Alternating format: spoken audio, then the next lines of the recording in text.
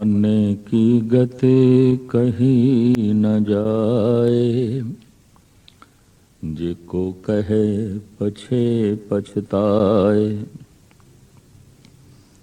कागदे कलम न लिखण हार,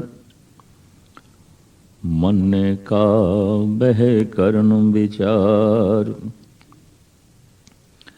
ऐसा नाम निरंजन होए, जेको मन जाने मन कोय। मन लेना ਇਹ ਮਨ ਦਾ ਸੁਭਾਅ ਨਹੀਂ ਹੈ। ਮਨ ਹਮੇਸ਼ਾ ਦੁਬਿਧਾ ਦੇ ਚ ਰਹਿੰਦਾ ਹੈ। ਜਿਸ ਤੇ ਸ਼ਰਧਾ ਹੈ ਉਸ ਤੇ ਸ਼ੱਕ ਵੀ ਹੈ, ਜਿਸ ਤੇ ਸ਼ੱਕ ਹੈ ਉਸ ਤੇ ਸ਼ਰਧਾ ਵੀ ਹੈ। ਮਨ ਹਮੇਸ਼ਾ ਹੀ ਦੁਚਿੱਤਾ ਰਹਿੰਦਾ ਹੈ, ਚਾਹੇ ਉਹ ਕੋਈ ਕੰਮ ਸਮਾਜਿਕ ਹੋਵੇ, ਰਾਜਨੀਤਿਕ ਹੋਵੇ, ਧਾਰਮਿਕ ਹੋਵੇ। ਮਨ ਦਾ ਆਪਣਾ ਹੀ ਸੋਚਣ ਦਾ ਢੰਗ ਹੈ, ਆਪਣਾ ਹੀ ਸੁਭਾਅ ਹੈ। ਮਨ ਵੈਸੇ ਤੇ ਮਨਨ ਸ਼ਕਤੀ ਦਾ ਨਾਂ ਹੈ। ਜੋ ਜੋ ਅਸੀਂ ਮੰਨ ਲੈਂਦੇ ਹਾਂ ਉਹੀ ਮਨ ਹੈ, ਔਰ ਜਿਸ ਜਿਸ ਤੇ ਅਸੀਂ ਸ਼ੱਕ ਕਰਦੇ ਹਾਂ, ਸੰਦੇਹ ਕਰਦੇ ਹਾਂ, ਉਹ ਮਨ ਦਾ ਹਿੱਸਾ ਨਹੀਂ ਬਣਦਾ। ਜੈਸੇ ਈਸ਼ਵਰ ਸਾਡੇ ਮਨ ਦਾ ਹਿੱਸਾ ਨਹੀਂ ਬਣਦਾ, ਪਰਮਾਤਮਾ ਸਾਡੇ ਮਨ ਦਾ ਹਿੱਸਾ ਨਹੀਂ ਬਣਦਾ। ਸਮਾਜ ਮਨ ਦਾ ਹਿੱਸਾ ਬਣ ਜਾਂਦਾ ਹੈ, ਧਨ ਮਨ ਦਾ ਹਿੱਸਾ ਬਣ ਜਾਂਦਾ ਹੈ, ਰਾਜਨੀਤੀ ਮਨ ਦਾ ਹਿੱਸਾ ਬਣ ਜਾਂਦਾ ਹੈ। ਪਰਮਾਤਮਾ ਮਨ ਦਾ ਹਿੱਸਾ ਨਹੀਂ ਬਣਦਾ। परमात्मा अदृश्य है, अति सूक्ष्म है, और उसे ही सूक्ष्म तो उसे ही अदृश्य तो ये सारा दृश्यमान जगत होया है। कृत दिखाई दे रही है, कृत ते शक नहीं, करता नहीं दिखाई दे रहा, करते ते शक है। संसार ते शक नहीं है, निरंकार ते शक है। पदार्थ ते शक नहीं है, परमात्मा ते शक है। क्यों? परमात्मा अदृश्य है। रोज दा सत्संग कथा कीर्तन दा सुनना तां ही लाभकारी समझो। अगर शक घटना शुरू होवे, शरधा ਵਧਣੀ ਸ਼ੁਰੂ ਹੋਵੇ। ਵੈਸੇ ਵੀ ਧਾਰਮਿਕ ਲਾਭ ਤੇ ਹਾਨੀ ਵੇਖਣ ਦਾ ਇੱਕੋ ਹੀ ਢੰਗ ਹੈ। ਅਗਰ ਸ਼ਰਧਾ ਵੱਧਦੀ ਜਾ ਰਹੀ ਹੈ, ਸ਼ੱਕ ਘਟਦਾ ਜਾ ਰਿਹਾ ਹੈ, ਲਾਭ। ਪਰ ਸ਼ੱਕ ਵੱਧਦਾ ਜਾ ਰਿਹਾ ਹੈ, ਸ਼ਰਧਾ ਘਟਦੀ ਜਾ ਰਹੀ ਹੈ, ਇਹ ਹਾਨੀ ਹੈ, ये नुकसान है। जैसे आर्थिक नफा नुकसान दिखाई दे जाता है, जैसे राजनैतिक नफा नुकसान प्रत्यक्ष रूप से दिखाई देता है, वैसे धार्मिक नफे नुकसान ਨੂੰ ਮਨੁੱਖ स्वयं महसूस कर सकता है। अगर श्रद्धा घटती जा रही है, भरोसा घटता जा रहा है, शक ਵੱਧਦਾ जा रहा है, तो फिर समझ लो कि ये नुकसान है। श्रद्धा ही ਵੱਧਦੀ जा रही है, शक घटता जा रहा है, ये नफा है, ये लाभ है। श्रद्धा ही श्रद्धा रह गई है, शक ते रहा ही नहीं, ये माला माल हो गया।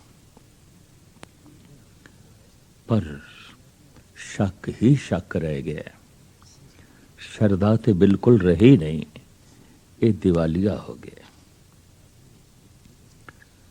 ਜੋ ਜੋ ਅਸੀਂ ਮੰਨ ਲੈਂਦੇ ਹਾਂ ਔਰ ਜਿਸ ਜਿਸ ਤੇ ਸਾਨੂੰ ਭਰੋਸਾ ਹੈ, ਸ਼ਰਧਾ ਹੈ, ਉਹੀ ਸਾਡੇ ਮਨ ਦਾ ਹਿੱਸਾ ਬਣਦਾ ਹੈ। ਜਿਸਨੇ ਮੰਨ ਲਿਆ तो परमात्मा उसके मन का हिस्सा बन जाता है। ऐसे मनण वाले दी महिमा धन गुरु नानक देव जी महाराज फरमान कर रहे ने, बयान नहीं की जा सकती। मनने की गत कही ना जाए। जो मन लेंदा है उदी अवस्था बयान नहीं की जा सकती, दसी नहीं जा सकती, क्योंकि परमात्मा उसके मन का हिस्सा है।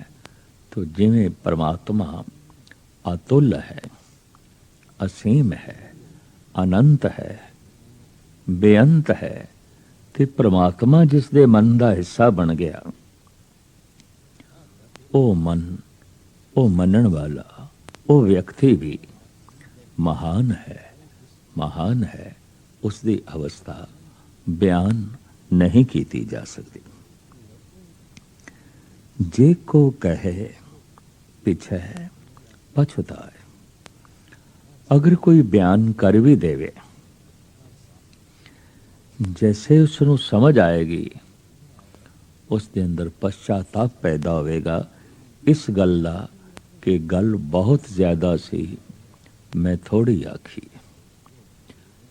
और एक कथनी इस तरह प्रतीत होवेगी जैसे गुरु नानक देव जी महाराज दसते ने, तू सुल्तान कहा हो मियाँ तेरी कवन वडाई।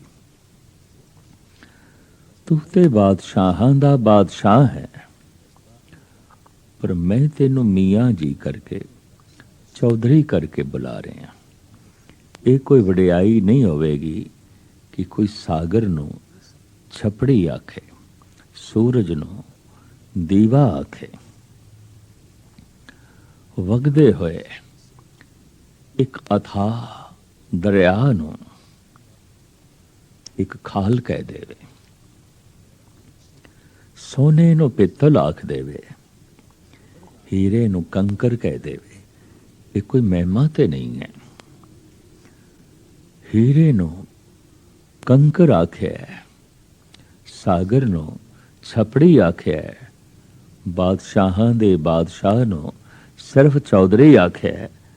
पर जैसे पता चलता है इते सागर सी, मैं छपड़ी कह दिता है। इते हीरा सी, मैं ते कंकर कह दिता है। इते बादशाहां दा बादशाह सी, मैं ते मियाँ जी करके बुलाया है।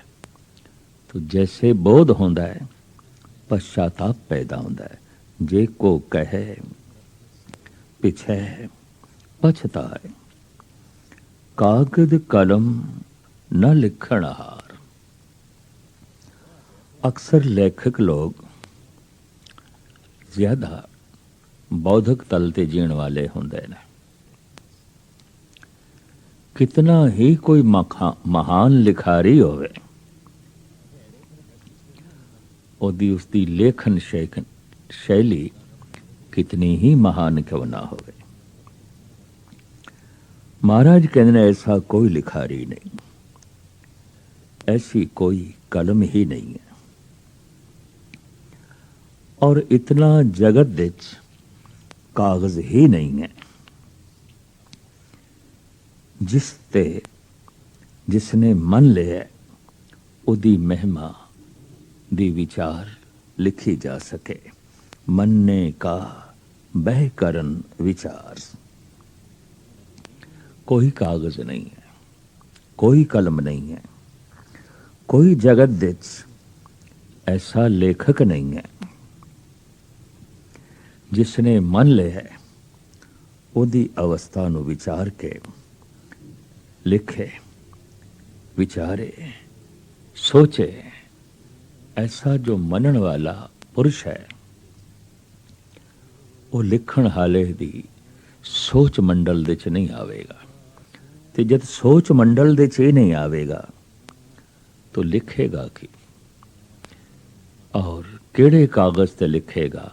ਅਗਰ ਲਿਖਣਾ ਆਰੰਭ ਵੀ ਕਰ ਦੇਵੇ, ਮੁੱਕ ਜਾਣਗੇ ਕਾਗਜ਼, ਲਿਖਣਾ ਨਹੀਂ ਮੁੱਕੇਗਾ।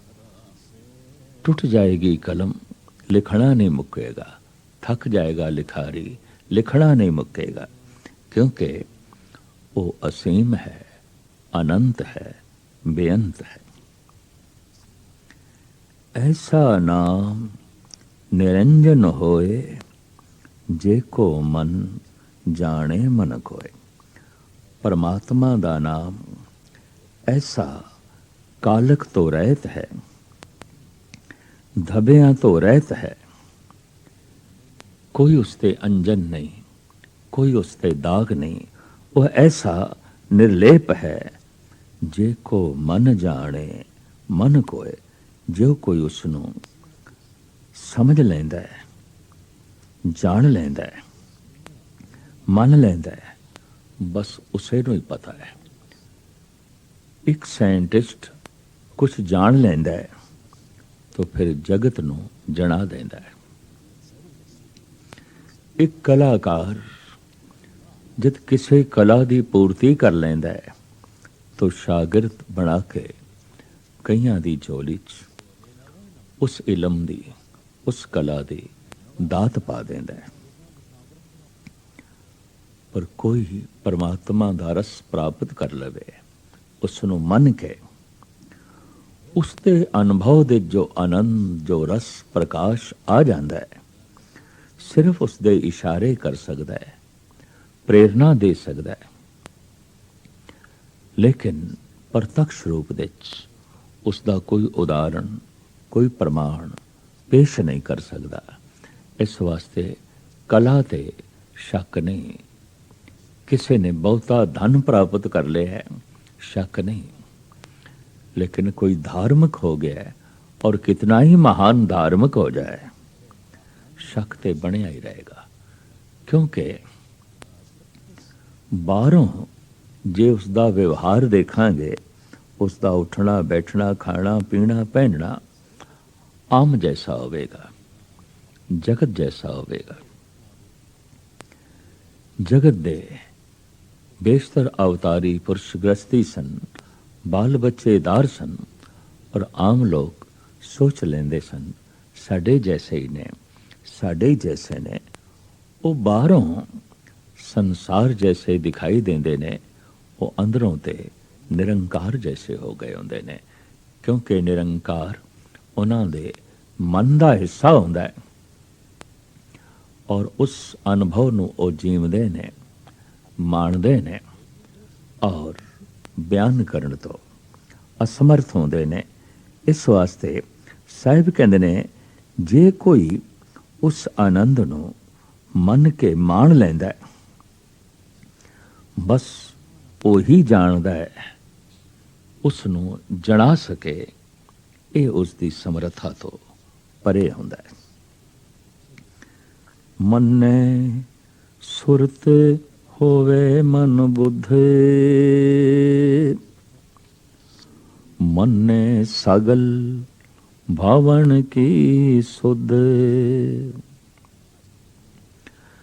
ਮੰਨੇ ਮੋਹ ਚੋਟਾ ना खाए, मन जम के साथ न जाए। ऐसा नाम निरंजन होए, जे को मन जाने मन को। जो जो भी मन लेंदे हन, पहला मन्ने शब्द नन्ने ते एक ला है। ये दूजी पौड़ी मन्ने नन्ने ते दो लावां ने, बहुवचन ने। जेड़े भी मन लेंदे ने, सुन सुन के मन लेंदे ने। महाराज कहंदे ने, मन सुरत होवे मन बुद्ध। ਸੁਰਤ ਦੇ ਅਰਥ ਤਿੰਨ ਨੇ। ਪ੍ਰਥਮ ਤੇ ਸੁਰਤ ਦੇ ਅਰਥ ਨੇ ਸੁਣਨਾ। ਧਿਆਨ ਅਗਰ ਸਰਵਨਾਂ ਦੇ ਕੋਲ ਹੋਵੇ, ਕੰਨਾਂ ਦੇ ਕੋਲ ਹੋਵੇ, ਔਰ ਪੂਰੀ ਧਿਆਨ ਦੀ ਇਕਾਗਰਤਾ ਕੰਨ ਦੇ ਕੋਲ ਹੋਵੇ ਤੇ ਕੰਨਾਂ ਦੇ ਜੋ ਸ਼ਬਦ ਪੈ ਰਿਹਾ ਹੋਵੇ ਉਸੇ 'ਚ ਹੀ ਧਿਆਨ ਜੁੜਿਆ ਹੋਵੇ, ਇਸ ਨੂੰ ਕਹਿੰਦੇ ਨੇ ਇਹ ਤੇ ਸਰੋਤਾ ਹੈ, ਇਹ ਤੇ ਸੁਰਤ ਦੇ 'ਚ ਹੈ।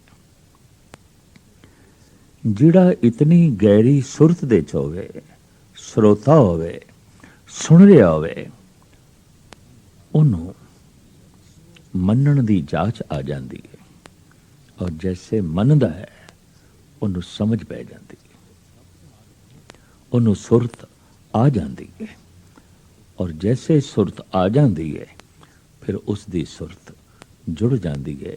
ਉਹ ਪੂਰਨ ਤੌਰ ਤੇ ਉਸ ਪਰਮਾਤਮਾ ਨਾਲ ਜੁੜ ਜਾਂਦਾ ਹੈ।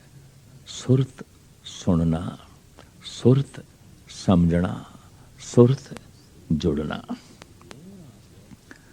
ਤੋ ਮਹਾਰਾਜ ਇੱਥੇ ਕਹਿ ਰਹੇ ਨੇ, ਮੰਨੈ ਸੁਰਤ ਹੋਵੇ ਮਨ ਬੁੱਧ। ਜੋ ਮੰਨ ਲੈਂਦੇ ਨੇ ਉਹਨਾਂ ਦੀ ਬੁੱਧ ਨੂੰ ਸਮਝ ਆ ਜਾਂਦੀ ਹੈ, ਸੁਰਤ ਆ ਜਾਂਦੀ ਹੈ, ਸੂਝ ਪ੍ਰਾਪਤ ਹੋ ਜਾਂਦੀ ਹੈ ਉਸ ਪ੍ਰਮਾਤਮਾ ਦੀ। ਮੰਨੈ ਸਗਲ ਭਵਨ ਕੀ ਸੁਧ।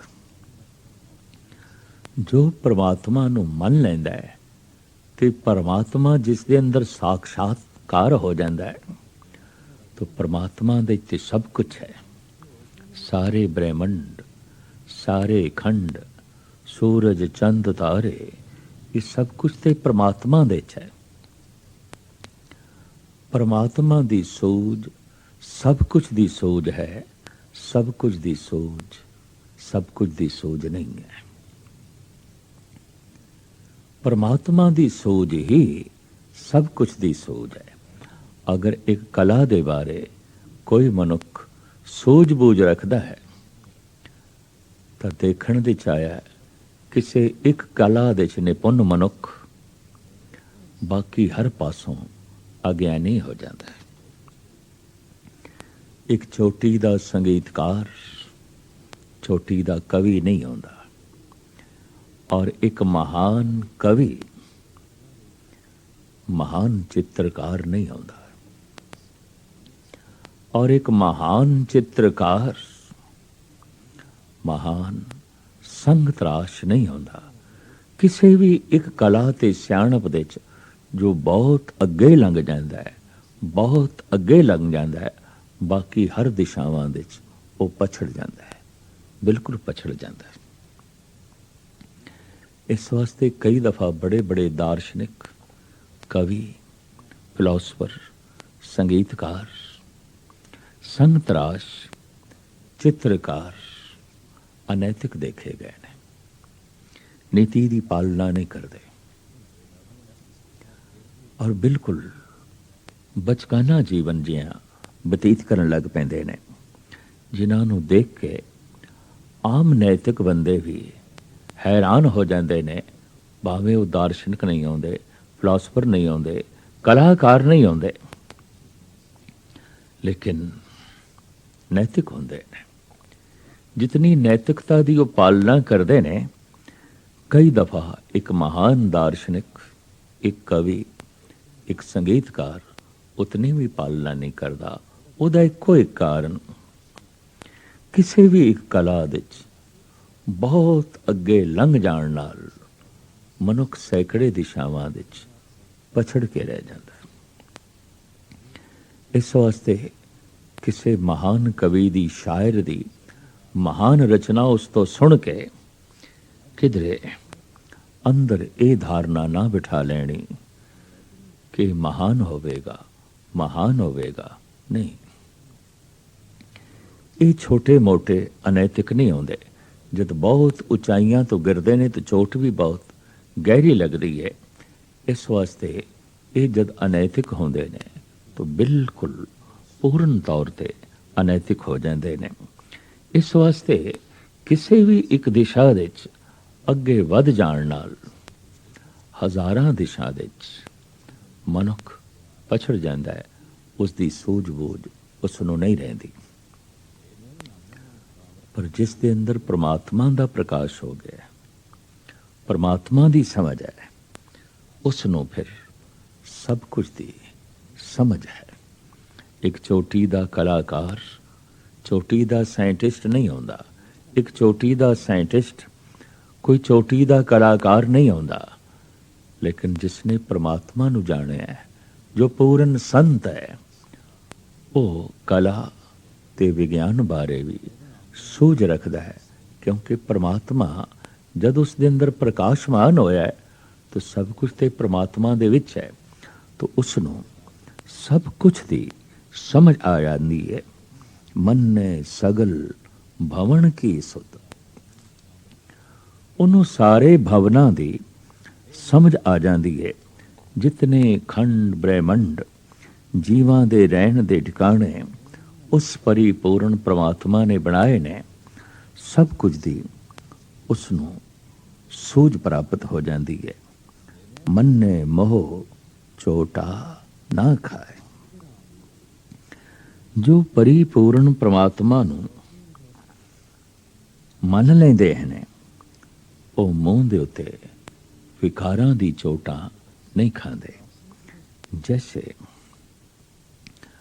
ਲੋਭੀ ਮਨੁੱਖ ਦਾ ਚਿਹਰਾ ਕੁਝ ਹੋਰ ਹੋ ਜਾਂਦਾ ਹੈ, ਔਰ ਇਹ ਸਮਝ ਲਓ ਲੋਭ ਦੀ ਮਾਰੀ ਹੋਈ ਚਪੇੜ ਹੈ ਮੂੰਹ ਤੇ ਪੈਂਦੀ।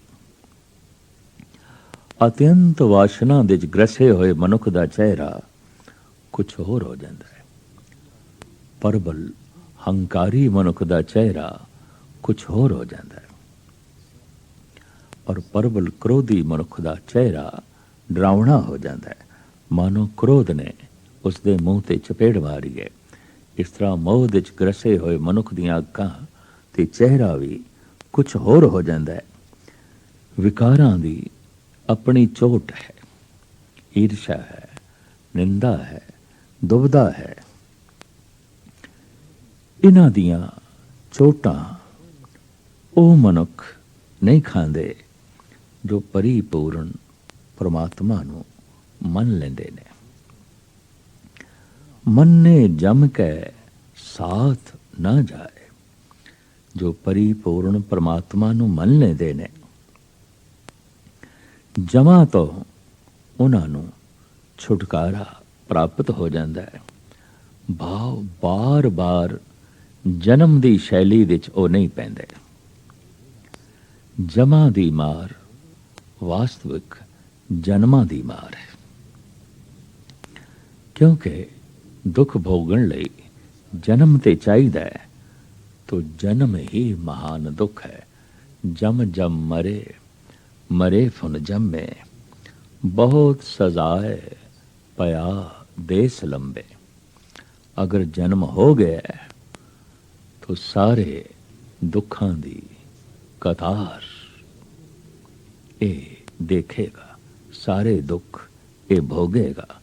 क्योंकि जन्म दुख है, जीवन दुख है और फिर मरण दुख है। तो जो परिपूर्ण परमात्मा नूं मन लेंदे ने, जमा तो उन्हां दा छुटकारा हो जांदा है। वो वख-वख योनियां दे च नहीं पैंदे और उस अकाल पुरख परिपूर्ण परमात्मा दे च वास करके आनंद माणदे ने। जैसे बूंद सागर दे च लीन होई तो सागर दा रूप हो गई। ऐसा नाम निरंजन होए। परमात्मा दा नाम ऐसा कालक तो रहत है, धबियां तो रहत है, ऐसा निर्लेप है। जे को मन जाने मन कोय। जेड़ा भी उसनों मन लेंदा है वही जानता है। मनण वाले ही उस अवस्था दे आनंद नूं जाणदे ने। काश विज्ञान दी तरह, कला दी तरह परमात्मा की जानकारी भी दिती जा सकती तो जगत दे च नास्तिकता नहीं आनी सी, जगत दे च इतनी अशरधा नहीं आनी सी, और जगत दे च धर्म दे फोके अंधविश्वास करके इतना खून खराबा नहीं होना सी। धार्मिक जगत दे च व्यर्थ दे इतने कर्म कांड भी नहीं होने सन, और जीवन एक कीमती जीवन व्यर्थ दे कर्म कांड दे च जाया भी नहीं जाना सी।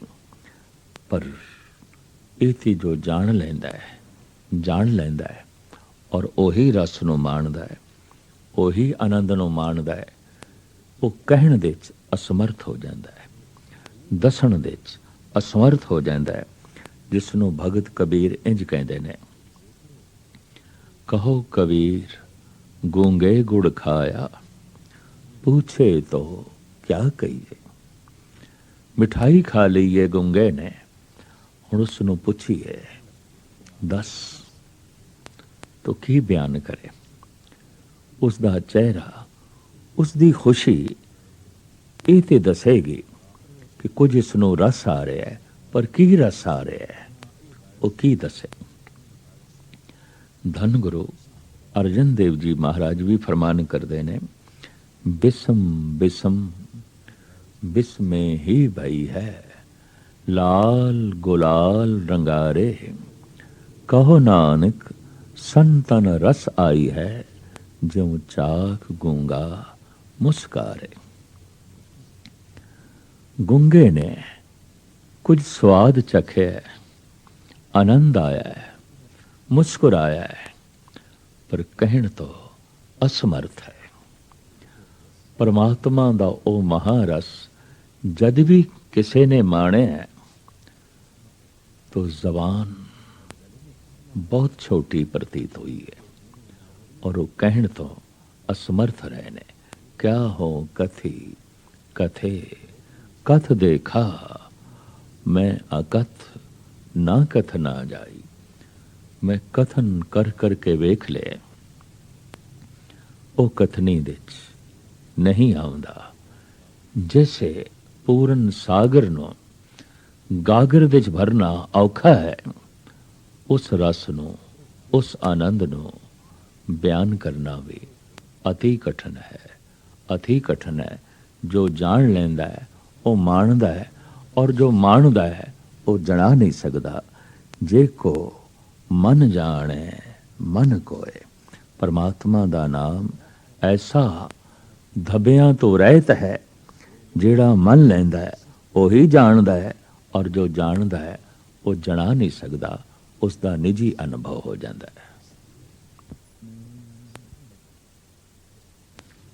मन्ने मार्ग ठाक ना पाए, मन्ने पत स्यों परगट जाए,